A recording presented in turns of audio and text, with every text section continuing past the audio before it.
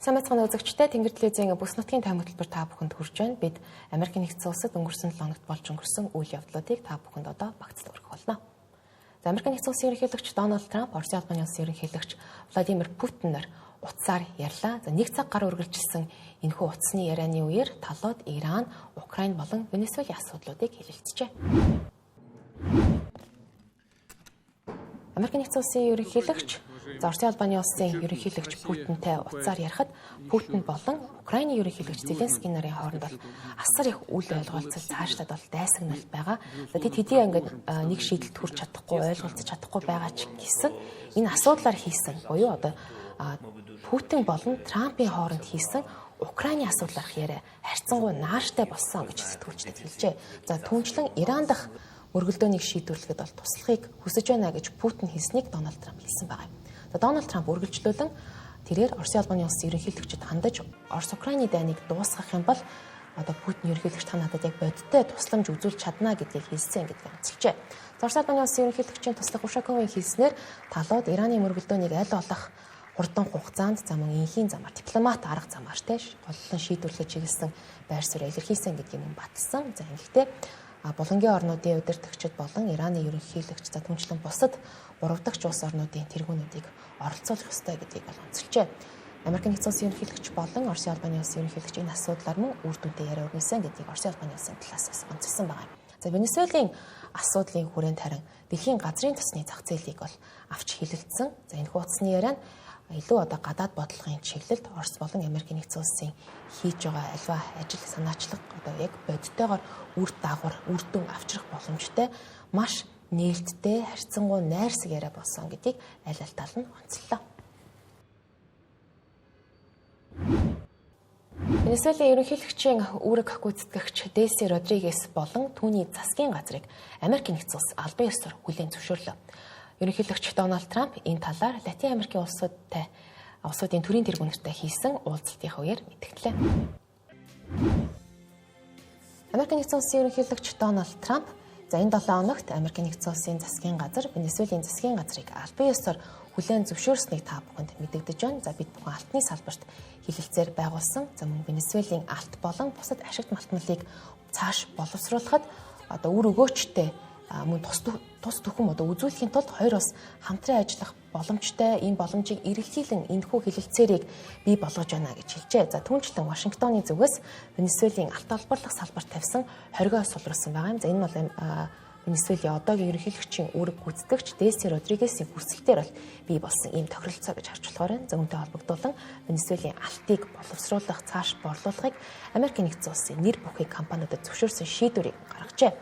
Энэ оны эхээр буюу 1-р сарын эхээр Америкийн цэргүүд тусгай ажиллагаа явуулж Венесуелийн ерөнхийлөгч Николас Мадурог баривчилсан. За үүнээс хойш бол Делси Родригес ерөнхийлөгчийн үүргийг бол төр гүйцэтгэж байсан. Тэрээр мөн Венесуелийн сөрөг хүчний удирдагч гэдгээр бол олон улсад хэдийн танигдсан байсан юм а. За Делси Родригесийн хувьд энэ хүн 1-р сараас хойш ерөнхийлөгч үүргийг төр гүйцэтгэж байх хугацаанд Америкийн нэгдсэн улсаас ирсэн одоо шаардлагын хүрээнд улс төрийн хоригдлуудыг сулсан. За мөн үүнээс гадна ашигт малтмалын тухай сайн хэлсэнчлэн хуульдаа одоо өөрчлөлт оруулж Венесуелийн нефтийн салбарыг гадаадын хөрөнгө оруулагчдад бол энэ хүн нээлттэй болгосон. За үүний хүрээнд өнгөрсөн сард Дональд Трамп Америкийн нэгдсэн улс Венесуелээс 89 сая баррел одоо хүлээн авсан гэдгийг бол хэлсэн байна. За өнгөрсөн сард мөн Делси Родригес Америкийн нэгдсэн улсын ерөнхийлөгч тандаж нефтэн тавьсан хоригоо цуцлахыг бол хэлсэн. Тиймээс үүний хүрээнд ийхүү шийдвэрүүд бол хурдтай гарч байгаа. Өөрөөр хэлэх юм бол Америкийн нэгдсэн улс болон Венесуелийн одоогийн төр ерөнхийлөгчийн үүргийг гүйцэтгэгч нар бие биендээ харьцангуй одоо найрсаг бие биенийхээ ч гэсэн одоо шаардлагын хүрээнд ийхүү бол үйл явцыг хурцсаж байгаа гэж харж болохоор за Америкийн нэгдсэн улсын төрийн департамент хоёр талын дипломат харилцааг сэргээх талаар Венесуелийн төр удирдлагатай тохиролцоод байгаа юм.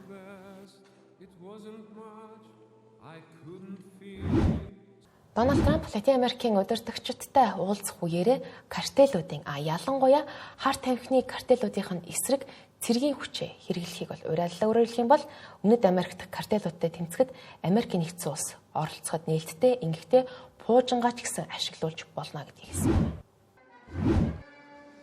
Өнгөрсөн бямд гарагт Дональд Трамп Өмнөд Америкийн бүс нутгийн 17 улсыг оролцуулсан картелийн эсрэг эвсэл байгуулж байна гэдгээ зарлалаа. За тэрээр хийх ёстой зүйлээ хийхийн тулд Өмнөд Америкийн удирдагч нартай хамтарч байна. За бид бол буужингаа ашиглахад нээлттэй та бүхэн манай буужинг ашиглаж болно. Манай буужингууд бол маш өндөр наривчлалтай гэдгийг Америкийн нэгдсэн улсын ерөнхийлөгч хэлжээ. За тэрээр энэхүү буужингуудыг ашиглан картелуудын эсрэг хамтдаа тэмцэх юм бол энэ бол картелуудын төгсгөл байж болно гэдгийг хэлсэн байгаа юм. За энэхүү уулзалтанд Аргентины ерөнхийлөгч Хавьер Милей, Эквадорын ерөнхийлөгч Даниэл Нобо, Эл Салвадорын ерөнхийлөгч Найб Букеле зэрэг Трамптай ижил үзэл баримталтай буюу хит барууны үзэл баримталтай улс төрчид бол голлон оролцсон. За Трамп хар тамхины картелуудын эсрэг цэргийн хүч хэрэглэхийг бүс нутгийн удирдагчдад ийхүү уриалсан байгаа юм а. За тэрээр эдгээр дайснуудыг дарж авах ганцхан арга байгаа. Энэ бол мэдээж хүчний арга буюу цэргийн хүч. Бид харин үүнийг ашиглах ёстой. Ингэхдээ та бүхэн манай улстай хамтарч болно гэдгийг бол удаа дараалал ийхүү мэдэгдэжээ. За Трамп энэхүү уулзалтад удирдагч нь урагдаагүй хөрш Куб улсыг бол дахин буруутгасан юм өнгө аястай мэдээллийг бол хэлсэн. За тэрээр Кубыг бол бид зохицуулна. Кубд бол санхүүжилт байхгүй, тэдэнд газрын тос байхгүй, тэдэнд бол урт хугацааны турш юм суларсан утгагүй дэглэмэл байгаа гэж хэлсэн байна. За тэрээр мөн Куб улс яг сүүрлийнхаа ирмэгт буюу сүүлийнхаа мөчөд ирээд байна ч гэдгийг нээлттэй хэлснийг бол Америкийн хэвлэлд онцлон мэдээлж байна. За англиар Shield of Americas гэх нэртэй энэхүү эвслийг байгуулах уулзалтанд Аргентины ерөнхийлөгч болон сая дурдсан бусад төрийн тэргүүнүүдээс гадна Боливи, Коста Рика, Доминиканы бүгд найрамдах улс, Панам, Парагвай, Тобаго, Гаяна зэрэг мөн Чилийн ерөнхийлөгчийн сонгуулийн ялагч Хосе Антони Каснер оролцжээ.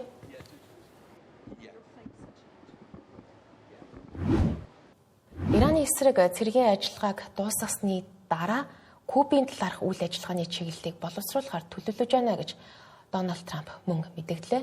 Цагаан ордонд болсон уулзалтын үеэр тэрээр төрийн нарийн бичгийн дарга Марко Рубиодо хандаж Марко чи энэхүү Америк нэгдсэн улсын гадаад бодлогын чиглэл дэх ажлуудад маш амжилттай оролцож байгаа шүү. Дараагийн ажил чинь Куб байх болно гэдгийг онцолжээ.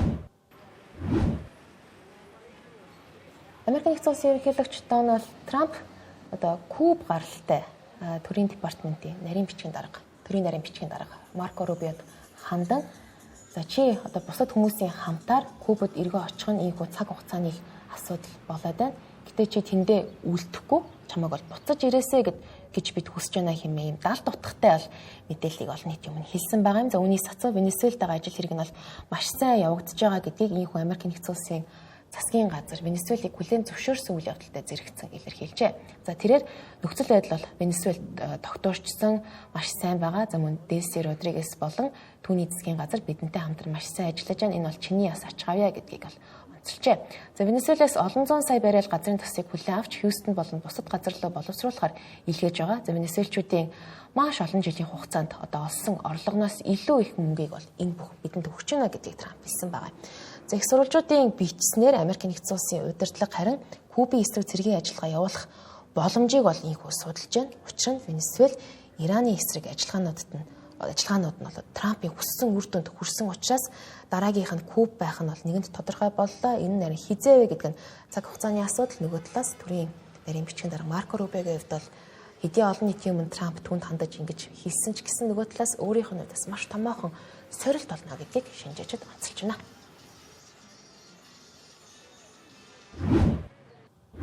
За Иранд болж байгаа Америк нэгдсэн улсын ажиллагаа нэг талаас албан бусаар дайнч гэж нэрлэдэг байгаа. Үүнтэй холбоотойгоор Америк нэгдсэн улс дотооддоос олон үйл явдал болж байна. За үүний нэг бол Дональд Трамп Испани улс Иран дахь ажиллагаанд нь ашиглах зорилгоор Америк нэгдсэн улсад цэргийн баазаа ашиглахыг хоригдсны дараагаар тэрээр Испантай их бүх худалдаагаа зогсоосон үйл явдал юм. Дональд Трампын хувьд бид Испантай ямар ч холбоогүй байхыг хүсэж байна гэж мэдэгджээ.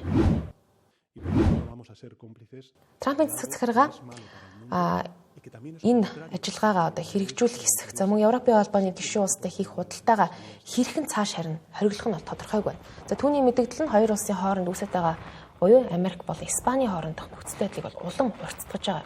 За Испани засгийн газар НАТОгийн гишүүн орнууд батлан хамгаалах зардлаа дотоодын нийт бүтээгдэхүүний 5% хүргэхийг шаардсан Трампын энэхүү шаардлагыг бол эсэргүүцэж байгаа юм. За Дональд Трампын хувьд өнөөдөр яг одоо Испантай холбоотой бүх бизнес, бүх худалдаа, бүх зүйлийг зогсоож чадна гэж бол одоо нэг талаас үрдүүлгийн шинжтэй бол хэлсэн. За Трамп болон Америкийн нэгдсэн улсын сангийн сайд Скотт Бессент нар Америкийн нэгдсэн улс Испаниас импортлж байгаа бараанд хоригтой хууль зүйн боломжтой гэдгийг бол энэ нээлттэй илэрхийлж байгаамаа. За Америкийн нэгдсэн улсын худалдааны төлөөлөгч Джеймсон Грир Америкийн нэгдсэн улсын ерөнхийлөгч Дональд Трампын харин асуултанд нь тодорхой байр суурь илэрхийлээг. Өөрөөр хэлэх юм бол Испантай хийх худалдаагаа шууд хориглож болох хэсгэд тэрээр бол нээлттэй дэлгэрэнгүй хариулт бол өгсөнгүй. Харин энэ талаар бол одоо бид хэлэлцэх болно. За дээд шүүх таны эрх мэдлийг бол тодорхой болгосон буюу Дональд Трампын олон улс тавьж байгаа хоригуудыг бол одоо хууль бус гэж хязгаарласан. Тиймээс бид таны ашиглаж байгаа одоо энэ арга хэмжээг цааш хэрхэн одоо боломжтой болгох талаас бол ажиллана гэж ерөнхийлөгч танд хэлсэн байгаа юм. За Трамп мөн Испани улсын одоо батлан хамгаалах зардалаа дотоодын нийт бүтээгдэхүүний 5% хүрэхээс татгалзаж байгаа энэ шийдвэрт нь бас буруутж байгаа гэдгийг илэрхийлсэн. Харин Европын бусад улс орон энэ шаардлагыг нь хүлээн зөвшөөрсөн гэдгийг бол их сурвалжууд онцолж байгаа юм. За өмнө нь ч гэсэн Америкийн нэгдсэн улсын ерөнхийлөгч Испани улсад бол эдийн засгийн хориг ногдуулах ёстой гэдгийг бол мэдэгдэжсэн. За Европын холбоо 27 гишүүн улсын хооронд бараа бүтээгдэхүүн чөлөөтэй шилжих эрхийг одоо яг баталгаажуулдаг учраас зөвхөн нэг л одоо гишүүн улсад нь хэрвээ юм хязгаарлалт тавих оролдлого хийчих юм бол бусад улсуудтай харилцах харилцаанд нь ч гэсэн төвөгтэй буюу энэ нь өөрөө яг Трампын хэлж байгаагаар шууд бас биелэлээ олох магадлал нь маш бага, айгүй адармаатай асуудал байна гэдгийг бол шинжээчид хэлж байна. За Испани засгийн газар хэрвээ Америкийн нэгдсэн улс худалдааны харилцаагаа одоо дахин авч үзхийг хүсэх юм бол хувийн компаниудын бие даасан байдал, олон улсын хууль дүрэн болон цаашлаад Европын холбоо Америкийн нэгдсэн улсын хоорондын хилцээрүүдийг бас хүндэтгэх ёстой гэдгийг нэг талаас анхааруулan итгэжээ. Дараагийн мэдээллийг хүргэе. Америкийн нэгдсэн улсын ерөнхийлөгч асан Билл Клинтон Конгрессийн төлөөлөгчдийн танхимын хяналт шинжилгээний хороонд Эпштейнтэй холбоотой асуудлаар хаалттай мэдүүлэг өглөө. Тэрээр Жеффри Эпштейнтэй уулзаж байх цаг үед нь ямар нэгэн с ิจ төрүүлэх зүйл огт болж байгаагүй, үүнийг харж байгаагүй гэдгээ мэдгэгдэжээ. За Билл Клинтон болон Дональд Трамп нар хоёулаа Эпштейнийг 2008 онд насан туршаагүй хүүхдийг одоо биеэ үнэлэхийг удаан хатгасан хэрэгээр ял авахаас өмнө түүнтэй бол маш ойр дотн харилцаатай байсан нь Америкийн нэгдсэн улсын засгийн газраас ил тавиад байгаа файлуудад бол хэдийн ил болоод байгаа. Аль аль нь бэлгийн үйлчлэг хүний наймаатай холбоотой ямар нэгэн зөрчил ёс бус зүйлийг хараагүй гэдгээ мэдэгдээд байгаа бөгөөд эрх баригчид тэднийг Эпштейнтэй холбоотой гэмт хэрэгт бол буруутгаагүй байнамаа. За Клинтон энэхүү мэдүүлэгтээ хэрвээ ямар нэгэн с ิจ бүхий үйл явдал ялангуяа насан туршаагүй охтыг бэлгийн үйлчлэгт оруулсан гэх мэдээллийг би мэдсэн бол Эпштейнтэй ингэж ойр харилцаатай байхгүй байх байсан. Мөн түнчлэн тухайн цаг үедээ одоо эрх бүхий байгууллагад мэдэгдэх байсан гэдгийг хэлсэн байгаа. За түнчлэн Эпштейн одоо энэ бүхнийг маш удаан хугацаанд өөрөөс нь болон бусад ойр дотны хүмүүсээс нь нуунд харагдуулсан учраас бид өнөөдөр л энэ асуудлыг гаргаж авч хэлэлцэж байна гэдгийг хэлжээ. За 2000-ад оны эхээр албан тушаалаа өгсөний дараагаар бол Билл Клинтон Эпштейний онгоцоор хит хэдэн удаа нисэж байсан нь баримтаар бол хэдийн батлагдаад байна. Америкийн нэгдсэн улсын хууль зүйн яамнаас ил болгосон энэхүү файл материалуудад Клинтоны бусад одоо хүмүүстэй бас хамт ахуулсан гэрэл зургууд нь ч гэсэн багтсан. Энэ бол олон нийтэд нээлттэй болоод байна. Ялангуяа тэрээр одоо халуун баанд хэвтчихсэн зураг нь бол нэлээд олон нийтийг хуваагдуулж уур бохимдлыг бол дагуулад байгаа. Гэхдээ Клинтон энэхүү мэдүүлгийнхаа үеэр би буруу зүйл огт хийгээгүй гэдгийг бол удаадараа хэлсэн. За түүнчлэн түүний гэргий төрийн нарийн бичгийн дараа гарсан Хиллари Клинтон мөн 7 цагийн турш энэ асуудлаар мэдүүлэг өгсөн. Энэ үеэрээ тэрээр Эпштейнтэй огт уулзаж байгаагүй бөгөөд түүний гэмт хэргийн талаар одоо би мэдэхгүй ямар нэгэн нэмэлт мэдээлэл өгөхгүй гэж хэлжээ.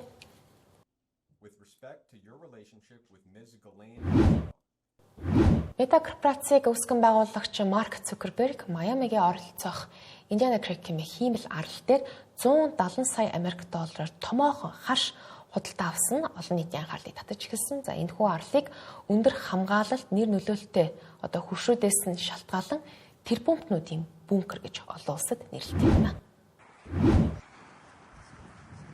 За Bloomberg-с мэдээлснээр үйл хөдлөх хөрөнгийн салбарын их сурвалжуудын хийлж байгаагаар одоогийн байдлаар энэхүү одоо Майами хотын түүхэнд хамгийн их үнийн дүнтэй хилцлийг хийсэн гэрээ нь бол энэ Марк Цукербергийн авсан хар шимаа. За бусад үйл хөдлөх хөрөнгийн объект мөн зах зээлийн саналуудыг харахад 100 сая Америк доллароос дээш үнийн дүнтэй олон гэрээ хилцэл хийгддэг ч гэсэн Марк Цукербергийн худалдаж авсан энэ гэрээ хилцэл энэ худалдаа олдол онцгой юм а гэдгийг онцолжээ. За Индиана Крик арал нь Америк нэгдсэн улсын Флорида мужийн өмнөд хэсэгт байрладаг. За Майами Дэйд гэх тойрогт байрладаг бөгөөд ойролцоогоор 120 га талбайг эзэлдэг юм байна. Энэ хүн арал нь 20 дугаар зууны эхээр байгуулагдсан бөгөөд одоо Амазоныг үүсгэн байгуулагч Джефф Безос, санхүүж Карл Icahn болон Трампын хүргэн Jared Kushner зэрэг нэр бүхэн хүмүүс энэчээ үл хөдлөх хэрэг эзэмшдэг юм байна.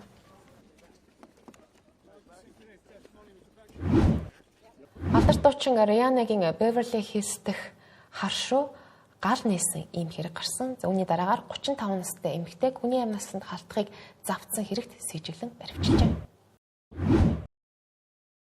За 35 настай энэхүү сэжигтэн эмэгтэй нь Ивана Лизет Ортиз гэдэг нэртэй. За түүнийг одоогоор саатуулж байгаа бөгөөд батлан даалтаар суллагдах мөнгөнд нь 10.2 сая Америк доллар юм байна. За яг тухайн үед хэрэг болсон үед дуучин Rihanna гэртээ байсан боловч тэрээр болон түүний гэр бүл бол бэртэж шархтаагүй. За одоогоор энэ эмэгтэй яагаад түүний хар шуу гал нээсэн бэ гэдэг шалтгаан тодорхойгүй байна. Дуучныг онилсон уу эсвэл өөр шалтгаан байсан уу гэдэг бол мэдээлэл одоогоор тодорхойгүй байгаамаа. За сэжигтний унаж явсан Tesla автомашиныг дуучны энэхүү харшаас нь 10 орчим километрийн зайд орших худалдааны төвөөс илрүүлсэн бөгөөд яг энэ газарт сэжигтнийг баривчилсан. За сэжигтээ итгээд Флорида мужийн Орландо хотоос гаралтай гэж Америк нэгдсэн улсын хэвлэлд мэдээлж байгаа. За дуучин Rihanna болон рэпер A$AP Rocky нар өнгөрсөн оны намар 3 дахь хүүхдээ үлгийд авсан бөгөөд тэр охиндоо Rocky гэдэг нэр өгсөн. За мөн тэд түүний дээр 2 ахтай буюу нийт 3 хүүхэдтэй мөн 3 хүүхдийнхээ хамт яг энэ халдлага болох үеэр гэртээ байсан учраас дуучны гэр бүлд бол хэдий шууд бэртэж гэмтээгүй ч гэсэн маш том аюул учирч болохгүй зүйл явдал болсон гэдгийг Америк хэвлэлд мэдээлж байгаа юм. За өнгөрсөн оны Met Gala ёслолын үеэр бол дуучин Rihanna дахин жирэмсэн болсон гэдгээ зарлаж байсан. Ийхүү түүний хувийн амьдралдаа бас анхаарч байгаа нь олон нийтийн хайр хүндэтгэлийг бол ихээхэн хүлээгээд байсан. Ийхүү гэр бүлээрээ гэртээ байхад нь сэжигтээ итгээд гал нээсэн нь бол маш олон шүтэн бишгчдийг нас түнд санаа зовноход хүргэж байгаамаа. Өдөрт та бүхэнд Тэнгэр телевизийн бүс нутгийн тайм хөтөлбөр хүрлээ. Дараа 7 хоногт уулзтлаа. Түр баяртай.